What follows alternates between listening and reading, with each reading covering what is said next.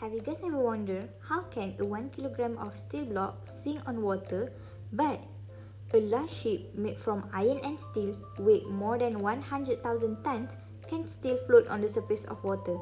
How is this possible? Well, watch this video till the end to know more about it.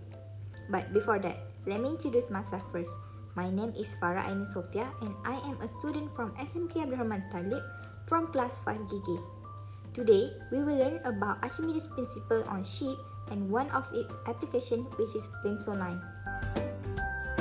The discovery of the scientific principle behind ships goes like this.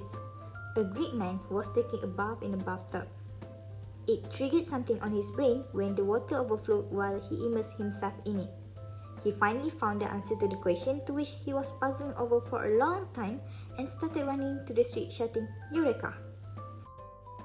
That man is Archimedes, and the principle he found was named after him.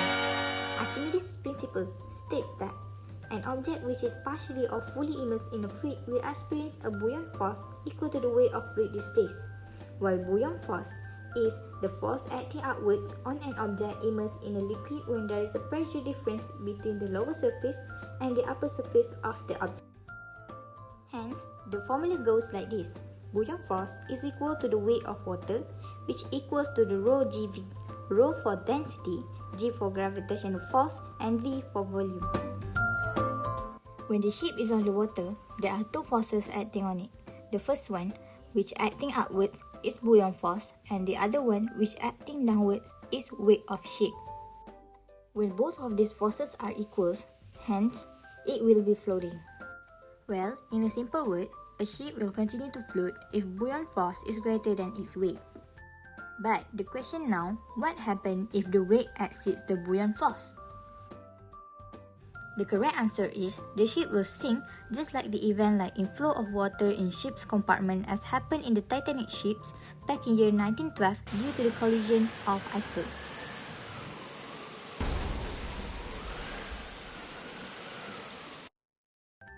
Steel is much more denser than water, so you must be thinking that massive steel ship would sink, right? Well, think again. What keeps the ship afloat is the inside of the ship. Ships are not a solid piece of steel, instead they are mostly hollowed down from the inside. So, the volume of water displaced is high, resulting in the large buoyant force acting on it. As the buoyant force equals to the weight of the ship, it will float. Meanwhile, a block of steel is solid. It will displace only a small amount of water, and the buoyant force produced by the steel is small. Therefore, when the buoyance of the steel is smaller than its weight, the steel will actually sink. Moving on to the application. What is Plimsoll line? Plimsoll line is a reference mark located on a ship's hull that indicates the maximum depth to which the vessel may be safely immersed when loaded with cargo. This means that a ship shouldn't be loaded with cargo exceed the Plimsoll line. So you might be asking, what are the labels on the Plimsoll line? Well, different labels are shown with code letters to indicate the type of water. How buoyant force and Archimedes principle are related to Plimsoll line? Even though ship is very heavy, it floats on the surface of the sea. How and why? This is because buoyant force is equal to the weight of ship.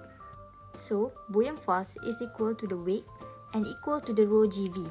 When buoyant force is equal to the weight, the resultant force acting on it is zero. Thus, there is a balanced force which makes the ship floating.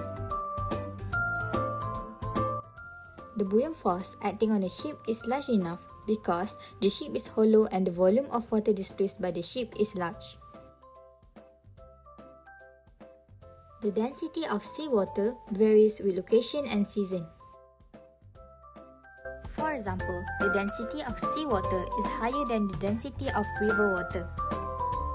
So, the volume of water displaced in seawater is less than the river water.